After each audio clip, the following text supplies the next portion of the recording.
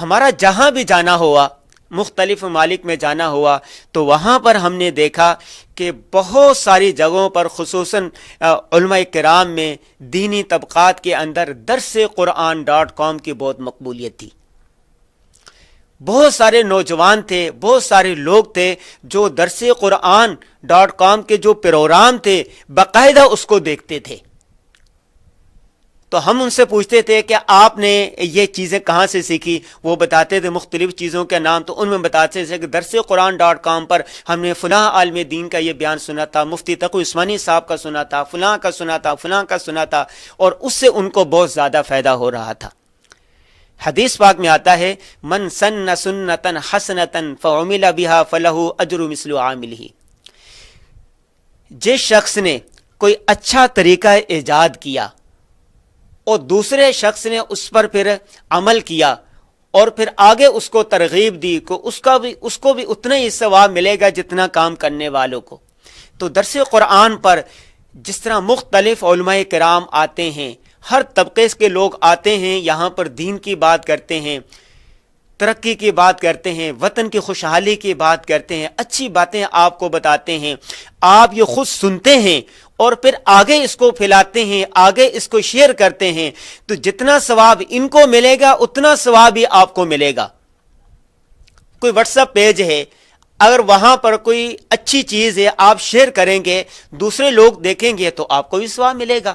لیکن کسی نے کوئی بری چیز وہاں پر شیئر کر دی، کسی نے آگے اس کو دیکھا، تو آپ کو بھی گناہ برابر کا ملے گا۔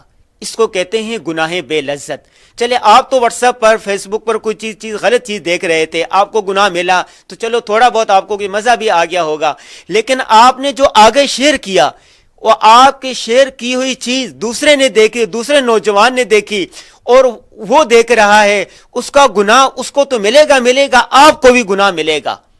تو یہ جو درسقرآن.com ہے، یہ ایک گلدستے کی مانند ہے۔ ایک پھول ہوتا ہے نا، جیسے ایک پھول ہوتا ہے، پھر دوسرا پھول، پھر تیسرا پھول، جب مختلف قسم کے پھول ہوں تو اس کو گلدستہ کہا جاتا ہے، جس میں ہر قسم کی خوشبو ہوتی ہے۔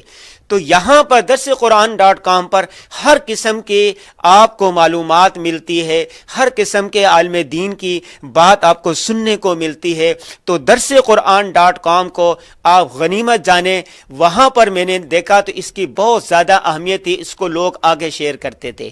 تو آپ کو بھی چاہیے کہ درسقرآن.com کا دست و بازو بنے، ان کے پروگرام کو آگے شیئر کریں، جو خیر کی بات ہے وہ آگے پھیلائیں۔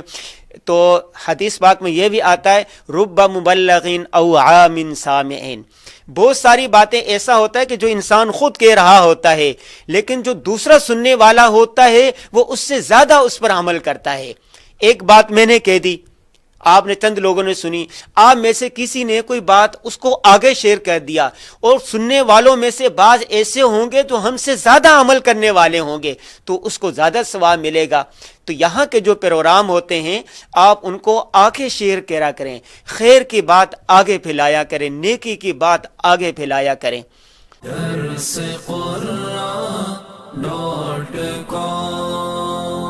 www.darsequran.com